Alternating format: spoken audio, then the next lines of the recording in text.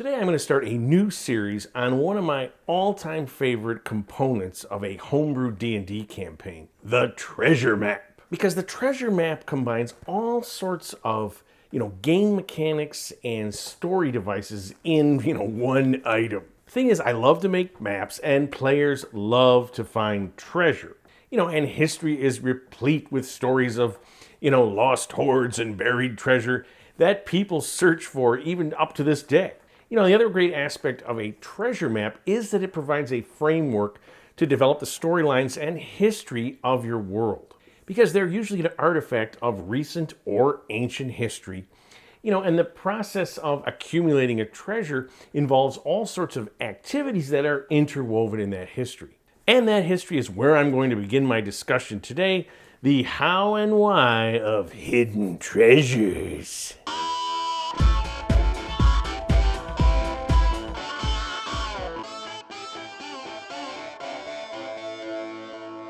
Hello again, folks. KR King here, helping you homebrew your own D&D campaign. So, as most of my viewers know, I started playing D&D in the box set days, and even though this channel is dedicated to using 5e rules, as a template for these discussions, a lot of my thinking, originated and was formed in those OSR days. And a huge impetus for players to go out and explore the world in those days was to find treasure. Because, in the first couple books, you could trade in treasure for experience, but also you could buy all sorts of goodies, weapons and armor and, magic item, depending on what the GM of the world would allow. But, it was also the fantasy environment, the literature and whatnot that we grew up with and they sort of ran. Obviously, the classic, pseudo-medieval world of Tolkien, Fritz Leiber, Robert Howard, the Conan series. And all of these use the search for treasure as a plot device. And there's a rich historical record of people searching for treasure, whether it's the lost crown jewels of King John or, the Spanish galleon wrecks, the Viking and Roman hordes in England, or even, hoax treasures like Oak Island, or the Lost Dutchman mine. And what this points to is that the lure of searching for treasure is more than just, what it can buy. Part of this is the eternal attraction of finding something of great value and simply taking it. Someone else had to do all the work of accumulating all the, gold and silver, the gems and jewels, the artworks and whatnot. You just show up and take it. Now, obviously, it's never that simple. Treasure is usually well hidden and guarded, in the D&D world by all sorts of traps and constructs and whatnot. But, these risks are always worth it if the treasure is big enough. But another aspect of hunting for treasure that makes it so appealing is the detective work that goes into it itself. Whether it's to decipher a map or a whole series of clues or to then go and research histories and whatnot to figure out, what these clues are all about, and then the process of actually searching and then finally discovering it. And the thing is that the more difficult it is to decipher the clues, read the map, find the treasure, usually means the greater the reward, because nobody else has found it before you have. And then in D&D, you have the added factor of fantasy, magic, whether it's what's guarding the treasure or where it is. It could be in some pocket dimension. Again, the possibilities are endless to create great treasure, great items, and then have great encounters when the players find the treasure. All right, so when we're talking about a treasure map, it's important to make a distinction here that you have two sorts of maps that are involved. The first is the map of the GM, which is the map of the world that you create as the GM. It is an actual map as much as that can be, 5 or 6 mile hexes, but then you can go down to closer ones and you have this. And then the treasure map always relates to this geographic map, even if it is also a geographic one, but it can also be a little more illustrative. It might be more, a more abstract geographic map. It might have, riddles or clues on that map, or it might be prose or diagrams or something totally unlike an actual map. And it doesn't have to be on a piece of parchment if it's a geographic map. Think of the classic tattoo map that you've seen in, pirate movies or novels. You remember in the old movie Waterworld, they had a tattoo map on a kid of dry land because that's where the treasure was in that world. But it doesn't have to be a geographic map. As I said, it can be a history of some treasure that was lost, descriptions of, survivors of some disaster or something, or anything that you have that, one, it should point to some geographical marker so that the players can sort of get themselves there, but then the information about what might be waiting for them there, and of course, what's in the treasure. So now here's another important distinction between treasures. Those where the location of the treasure is well known, and those where it's, unknown or only rumored to exist.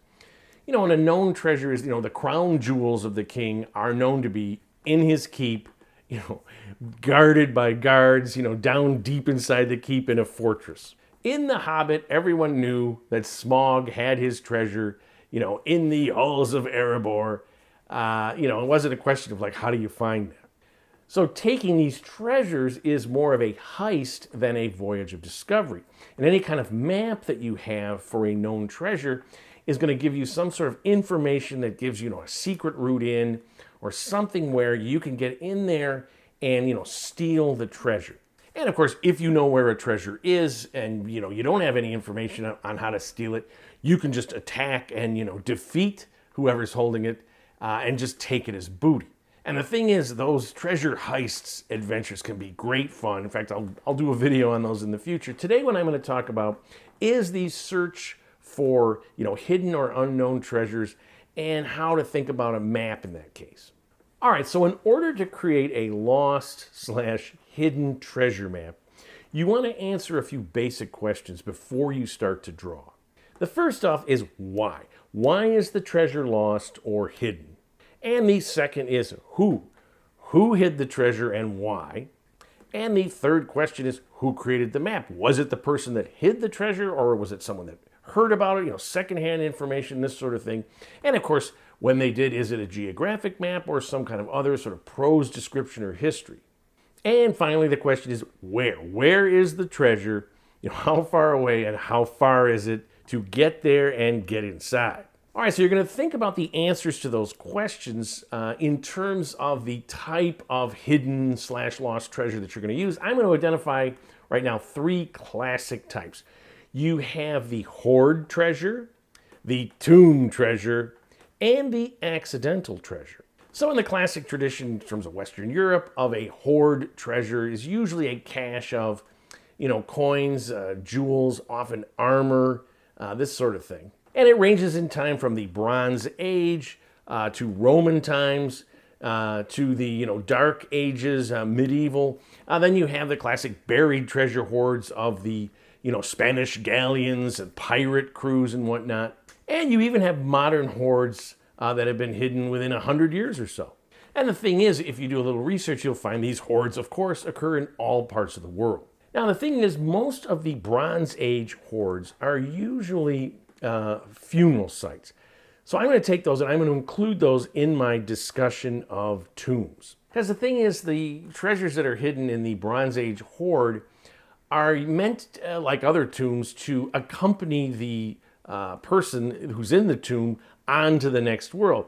Whereas all of the other hoards are put there by someone to be taken back, dug up at a later date. And oftentimes these later hoards were done very hurriedly, because they were quickly trying to hide them from, an invader or thieves or the law or whatever. And modern hoards tend to be personal items hidden by someone, again, to protect them from thieves or the tax man. Now, typically, there's not a lot of information in real life about ancient hoards. Oftentimes, as I said, they were buried very hurriedly, not in any area with striking geographical landmarks. Typically, they are found by accident, either some farmer plowing his field, workers excavating a building site, or, somebody with a metal detector that's just kind of going out in fields and looking for them. With pirates and, Spanish galleon shipwrecks sort of thing, you do have more information, but again, it's very rare to find a pirate treasure that was buried on an island. There just wasn't that much information.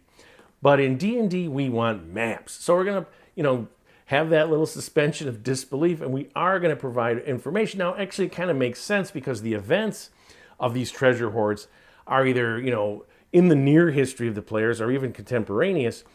So there'd be survivors, there would be people around who, actually buried these hordes.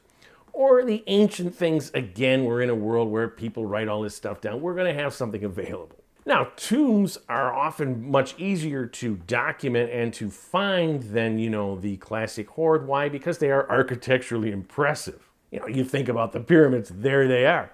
But for this reason, they are often looted. Almost all of the pyramids in Egypt had no treasure, but King Tut's tomb famously was, undiscovered until 1922, and it had a fantastic treasure. So with a viable tomb treasure, you either have to have a tomb that is so old that it has crumbled away, the forces of nature have weathered it away, or there's been earthquakes or whatever, so there's no visible things, or plants and whatnot have grown over it and this sort of thing, and it's not easily visible. Or it is a tomb like King Tut's that was built to be hidden, to thwart tomb raiders, and it's still preserved intact, albeit hidden. Now, of course, in both of these examples, the weathered away tomb or the hidden one, it's the world of D&D, so you're going to have undead, you're going to have magic traps, you're going to have a tomb that was designed to protect not only the treasure, but its inhabitant. He doesn't want to be disturbed, they're going to go on to the next world, this sort of thing. So with an old and weathered tomb that at one time had been like the pyramids, you probably will have information about it in, historical things. You probably have maps, whatever. Again, if it's a forgotten civilization, the players still have to find the map. They still have to find the information, but it will be there. The hidden tomb is more problematic. Oftentimes, after they finish the tomb, the builders would have the workers entombed with the inhabitant to prevent anyone of knowing it. But still, if you had priests or you had somebody involved who maybe surreptitiously made a map, maybe they were going to come back in a few years to, rob the tomb, and something happened to them, whether they were killed or whatever, they lost the map, whatever. But it's going to be a very rare thing. All right, and the final category of treasure is the accidental treasure, which usually, but not always, comes from some kind of natural disaster. So the most obvious example of this is the shipwreck. Think of the Spanish galleons, laden with gold and silver that would run into a hurricane, or they'd come into shoals, that they didn't know about, and the ship sinks. Now, shipwrecks can make an excellent environment to run adventures in D&D if the players either have or you give them means to, run in underwater in terms of breathing underwater and freedom of movement, this sort of thing. But there are other natural disasters. You can have things like earthquakes or tsunamis that wipe out a settlement or a keep or even a whole civilization. Think of the legend of Atlantis. Thing is, in D&D, Atlantis type things are real. You can also have a plague that devastates an area, sort of like Justinian's plague in the 6th century, where there were literally whole areas that were just wiped out and no people. If there was some kind of treasure, if it was hidden, and the people that knew where it was hidden all died, suddenly you have a lost treasure. Rumors about it, maybe some people in the periphery, but who knows about it, and then you discover a map. You can have the old magical sort of industrial accident, wizard or group of wizards are working with wild magic or something, and ba-boom, it blows up on them, destroys an area. Again, you have an area where you have mutant magical things running around or whatever. And this slowly dissipates, but no one goes there for a long time, and no one remembers, whatever happened to the wizard's treasure. And in each case with the accidental treasure it is simply left behind.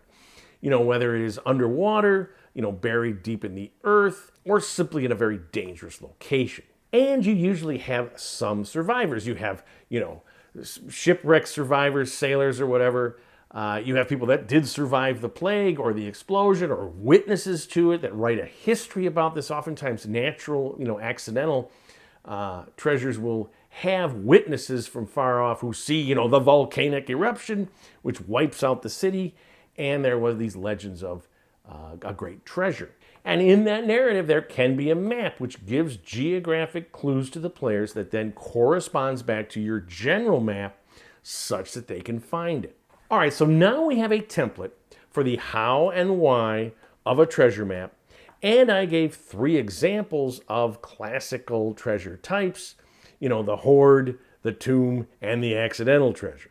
So in the next video, I'm going to pick one of these, and I'm going to use this template and a prototype treasure to start to build a scenario, build a map that I'm going to draw. And if you like what you've seen, please subscribe to my channel. I'm always looking for more. I really love to read and respond to your questions, but most importantly, keep playing the greatest game ever invented, Dungeons and Dragons, and tell somebody else about it.